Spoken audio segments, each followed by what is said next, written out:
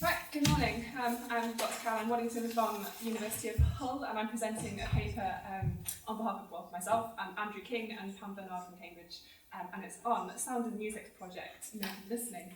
And actually, I think the quickest way for me to explain native listening is not to explain it at all, but to get you to do it. So let's see if this works.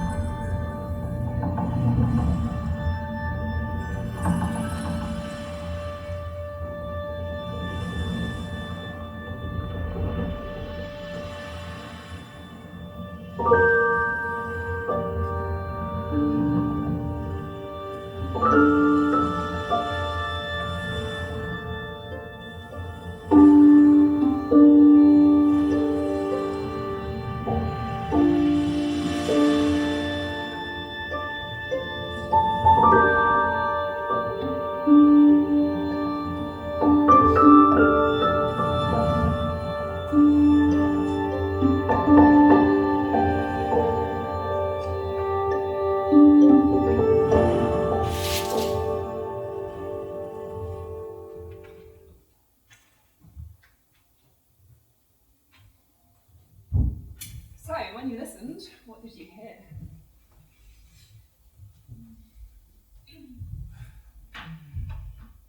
Tuning. Tune? Like an orchestra tuning. Cool, thank you. And then a variation on tuning. Wonderful, thank you.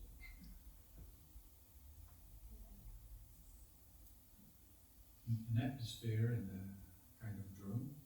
Thank you. A melody. Sure. It was nice and calming. Thank you. The music psychologist in me really wants to know what would happen in a room full of composers, and that's pretty much what I was expecting. All right. Here you go. How do you think the sounds are made? And actually, I think a lot of you have already answered bits of this, but come on anyway, human. So you've had orchestra assembly and Yeah, live.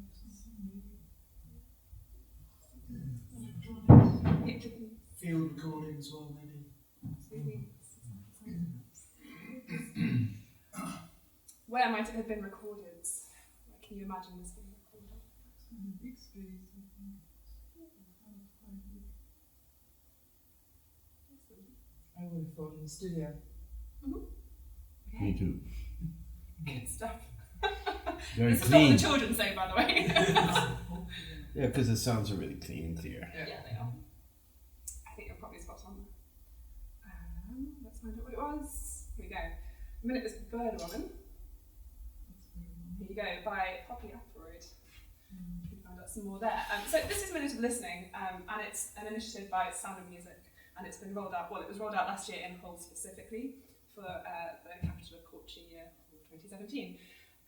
So Sound and Music for that specific rollout in Hull curated about, I can't remember, a few hundred tracks by composers either about Hull or by composers from Hull. So they were all connected in some way to the city. And then it was rolled out in primary schools across the city. About 50 primary schools took part. And they did a minute of listening every day. So much like you've just done, they would sit on the floor and close their eyes and listen to what's going on. They imagine stuff, answer your questions that come up. Sometimes I ask what makes a sound, what do you imagine, what do you see? And sometimes it's how does it make you feel, or did you like what you heard? A bit more reflective. But this is, in essence, what this is about. So, in fact, maybe I'll play you quickly this, so you can see what I mean.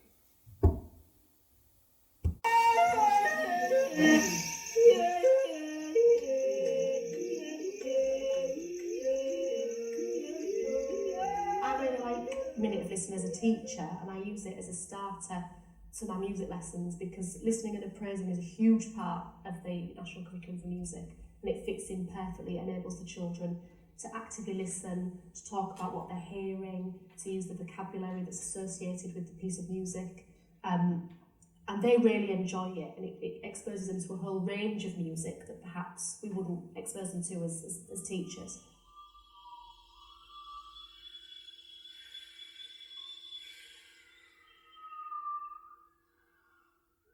It's very rare during the school day that we do actually have a minute where we stop. They're always busy, they're working, they're out, they're playing, and actually just to have a minute of quiet time to themselves is quite unusual.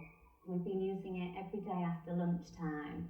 We found this a really beneficial time for the children. I was able to choose any slot in the day that I liked, but knowing the children at our school, I felt a calm, quiet space would be most useful straight after the lunchtime rush. I think it helps you build up your imagination. I like hearing different pieces of sound. Yeah, Ed Rooms are playing up all morning. Anyway, that's probably an option. All put together. So, this is minute of listening. This is what I'm talking about.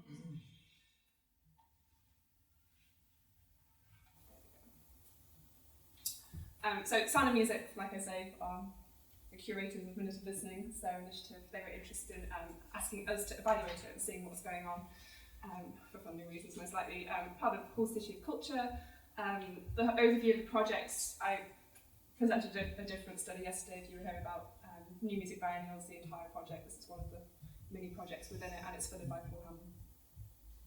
So we were interested in three things: how the teachers are using Minute of Listening to support learning, what might be the musical or extra musical benefits of participating in music listening for the children, and what effect might Minute of Listening have on pupils' well-being. Well-being being quite a hot topic, I suppose, at the moment.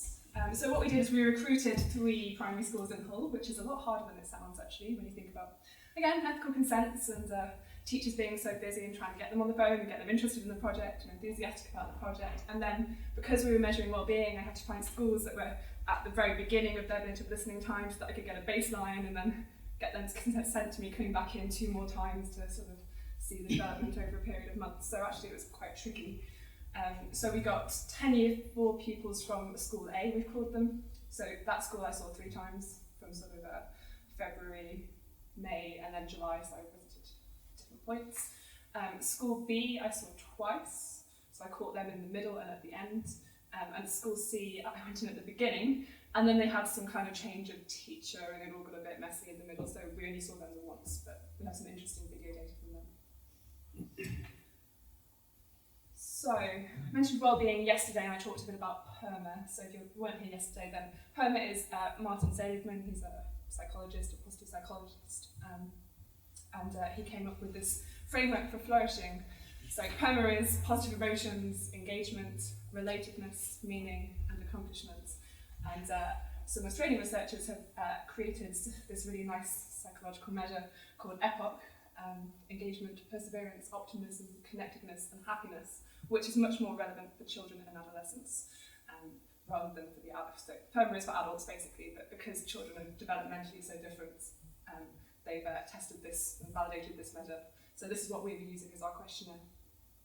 In terms of well-being, the reason I'm so interested in PERMA is because it measures not just subjective well-being, which is sort of how you feel and how happy you are with your life, like life satisfaction, but it also measures psychological well-being, which is much more complex in terms of a construct, so it's a lot more objective.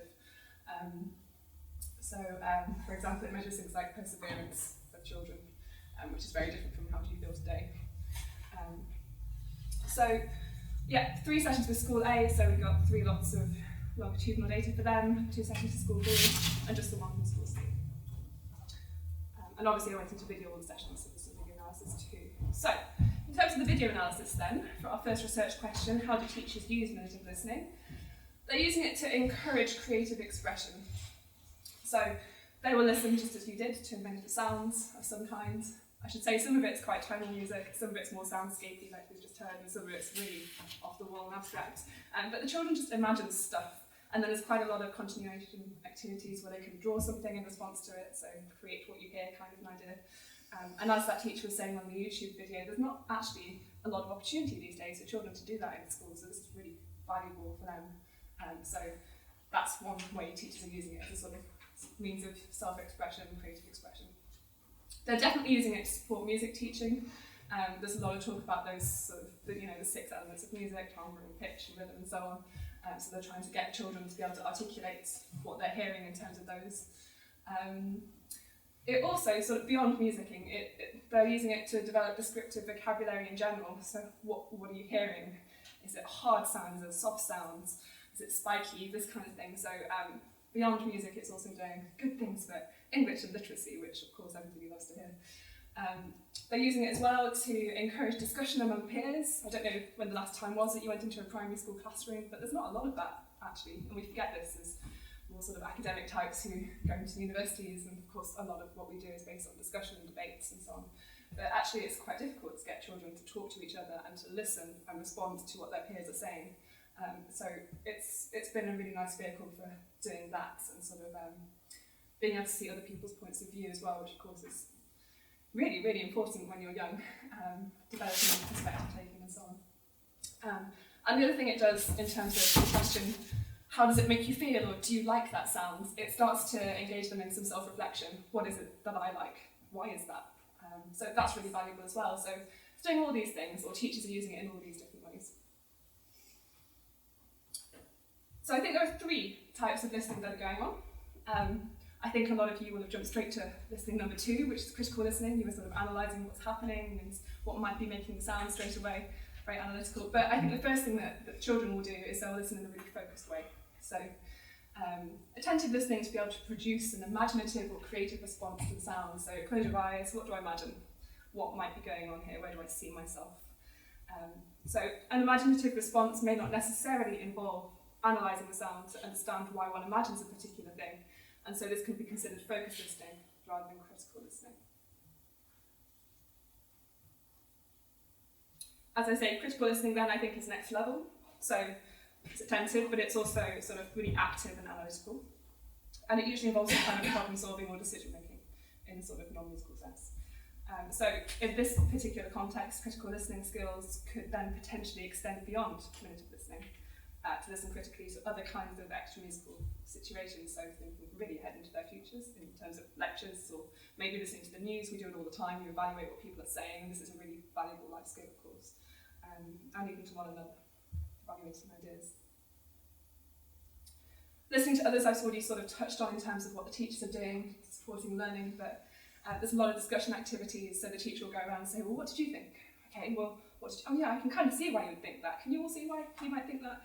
So they're sort of encouraging this sort of perspective taking, which ultimately encourages, development of social action, social interaction rather, and possibly empathy, which of course is much more complex in perspective taking, and then ultimately maybe pro-social behaviour. Bit of a leap, but possible. And again, like I say, in primary school classrooms, there aren't so many opportunities to do this, so I think this is really valuable as well. This looks very convincing, doesn't it? So, well-being, everybody loves a graph. This is School A, the school I went to 3 times, and this is the results of their EPOC questionnaires, so the questionnaire based on PERMA framework. So, the blue bars are the first visit, the very first time I saw them back in March, so they've been using mood listening at that point for about a week and a half. And there are 9 pupils, sorry, not 10 pupils, 9 pupils here it looks like. And all the blue bars, apart from the very first one, are lower than the red bars. Hey!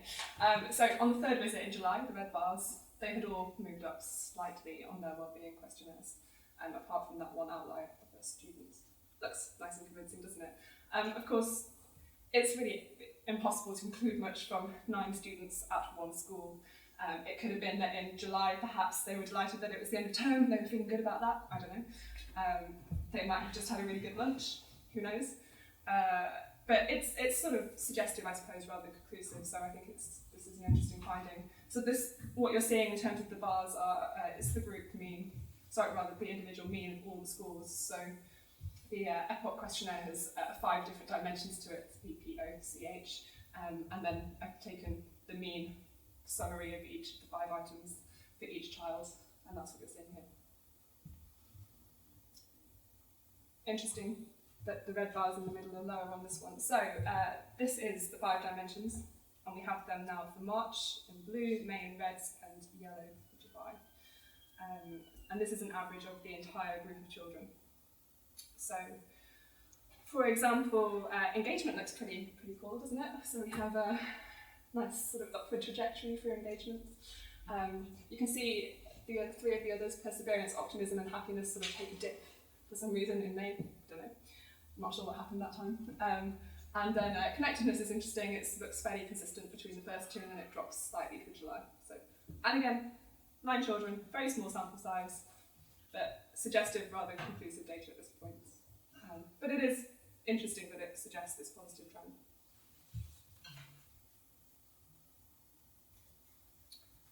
So, what were we able to conclude from this? Well, focused or critical listening to excerpts of creative sounds as a regular part of the school day seems to have both musical, so in terms of developing musical vocabulary and sort of imagination and so on, and extra musical benefits for pupils. So in terms of extra musical benefits, maybe the sort of non-musical vocabulary developments, critical thinking and listening skills, listening and interacting with each other.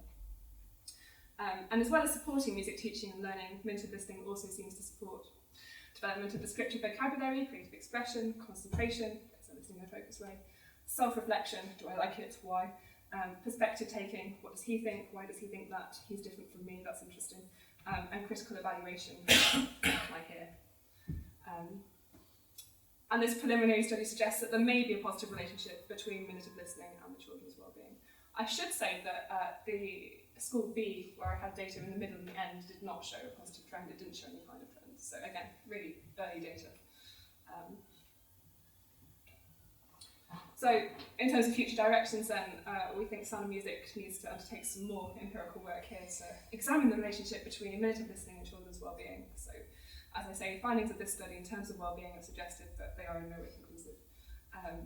And that it would be interesting to investigate some of the teaching strategies and activities that teachers are using alongside minute of listening to support children's learning and give them different opportunities, especially in terms of what we've seen from analysing the videos. I think I've talked really quickly and that's the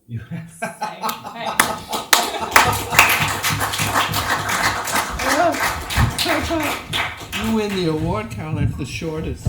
You're the one who got there before. We can ask extra questions. I have a guess why you had the dip in your Please, school. tell me. Yeah. If my memory serves me well, they were year 4. Yes. And year 4, if my memory serves me well, is the end of the key stage. And if it was, they might have been right in front of exams in May.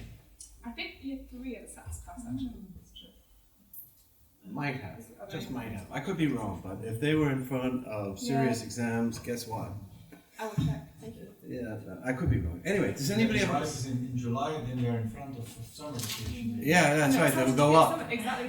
Like I said, data. Yeah, she said that. That's right. Dave. Oh yeah, thanks. That was really interesting. I was just wondering if you thought about, or in future research, you were thinking about whether you might have a kind of control group where you might have one class that does the listening and one that doesn't. So you kind of isolate what it is that's causing the changes. Yeah, so when I came onto the project, that is the first thing that I said. But there are ethical reasons around that, because then are you depriving one group of children of an intervention that another group of children have? So I would then have to recruit a primary school that had decided not to use it at all. And I did look into it, but it was we just needed to get more on. So yes, absolutely, that would be much more conclusive. I also think you two should do some talking together, because you've got some insights from your PhD in our workshops that could be useful, and vice versa, I'm sure. Cool. I've actually got 2 questions. That's allowed. Firstly, I've used minute listening, by the way. I think it's a really good resource. So one of the questions was, are the schools in Hull still doing it now that you've left? Because when I did my project, they were great and really enthusiastic about it, and I left a little memory stick with them. Did they use it after I'd gone? No, they didn't. That's the first question. And the second question is, obviously well-being is really important, and I know that's what you've been using the data for your study on, but do you have any evidence of it actually supporting specific things within musical development and creation? Okay, right, so the first question was, is motive listening still happening in Hull, despite me not being there technically? Yes, I believe so. So my reason for thinking this is because we recruited schools who were using the programme or had signed up to the programme already. I didn't go along and say, this is motive listening, have a memory stick. I got in contact with are you using this, or are you about to start using this? Can I come in and collect some data? Would you mind? So hopefully, me not being there has no impact. Beyond the City of Culture year, I would hope so. The staff that I've spoken to have been really positive about it and about children's behaviour and general concentration and it being a good creative outlet. So that's again suggests to me that they're going to keep using it, but I have no actual evidence that they are. But hopefully. Remind me of the second part of the question. Just about specifically within the development of music as a result of using it. Yeah, I think this is future direction stuff. This was a very sort of small study, and what I have from sort of the video observations that I did in terms of how they're using it to support music, so pitch and timbre and rhythm, like the various dimensions of music. It's really just based on the 5, 6, 7 videos that I have. It would be really interesting to go and to talk to the teachers some more. That's one thing that we didn't do, is interview the teachers properly and say, how are you using this? How could you be using this? How might we be able to make music a bigger area of your curriculum? That might be really interesting. And it's something that Sound of Music is really aware of as well, because they wanted to use some of what we're doing to support CPD for teachers in whole, using music listening. So they're really keen on this idea. Judith Robinson, I think, was there on Friday. She's super keen on that. Thank you. Yes. I always find it quite hard to ask children about their experiences. Like when we have done, when we give them questionnaires, especially at that age, I think, it's hard because they have to think on this meta level in a way, And have you ever thought about? I know you've evaluated the videos and probably talked to the teacher, but have you ever thought about another method for the children to give you feedback in a way? Because that's what I'm thinking about a lot, quite a lot. Are you thinking of something that really qualitative, where I sort of sit and chat to the children a bit about their experience? But this will be language-based still, right? Like I'm just trying to think about something that children might be expressing more directly than rationally, or having to think about an experience. I know they're quite used to it because they have to fill out questionnaires about everything, at least in Switzerland, like about everything, but still, like I think it's not a natural approach for children to give feedback about something. I feel sometimes. I think you're absolutely right. Yeah, this is a very psychological approach. Pam Burnand actually brought this up really early on in the project, and she said, "Are you sure questionnaires are the way forward?" And Andrew and I kind of went, "Well, we haven't got any time." But it's also ask of you. A lot of times you have to give them questionnaire results. I think it's really a problem actually. I think you're right, and I think this is very much a preliminary study, and as I say, the questionnaire data is indicative, which means that we can request more research into the area, and I think this is something we should be pushing for, maybe some more sort of visual or creative means of giving feedback. Yeah, I'm asking you because I think you're right. Isabella, do you want to ask? I'm just interested in looking at the epoch measurement and just whether or not it drew on the 5 ways to wellbeing talk. 5 ways to wellbeing? Does anyone know about that? No. It's a really big thing in the UK, this 5 ways to wellbeing.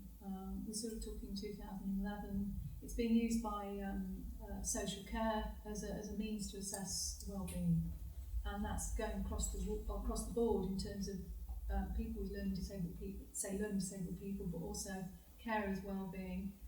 And picking up your point there was that one of the things it's very, very simple. It's these 5 ways, but one of the ways in which the assessment process is being conducted is through a conversation with a sort of wellbeing practitioner or social worker, where the person has a conversation that would involve drawing, talking, and also making things like little playthings and things like that, and choosing colours. Going back, say 25 years ago, there was something called Make a World, which was the most incredible, comprehensive play therapy. It was like a big trolley with a series of drawers, and in those drawers was every single object you could virtually think of in the world. I mean, it was all in there, and the child would make and create images with those objects on things like clay, on sand, on gravel, on different to indicate their emotional responses. So that's one response to yours, which I'm thinking is very interesting. I think we've lost a lot of that, but also to ask whether this 5 ways to wellbeing has come in to the consciousness of the researchers in the project. This is the first time I'm hearing about this, so I'd very much like to chat to you at the break. It sounds awesome. It sounds exactly like the point you were making. Sounds perfect. Well, I mean, it's not a great tool, but it's only as good as the ability to communicate with others. It's very, very basic, but it is being used all over the place, and we're doing a project with that at the moment. Wonderful. Thank you for that.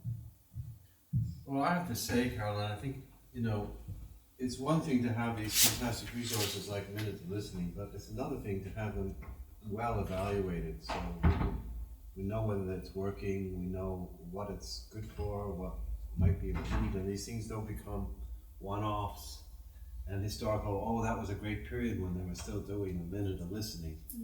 I think it's one of the most fabulous initiatives because, there's a discussion, but it's brief. It's not interrupting a curriculum, it's enhancing a curriculum. And in terms of what we're talking about, it's been proven again and again how useful it is. So thank you so much for your presentation.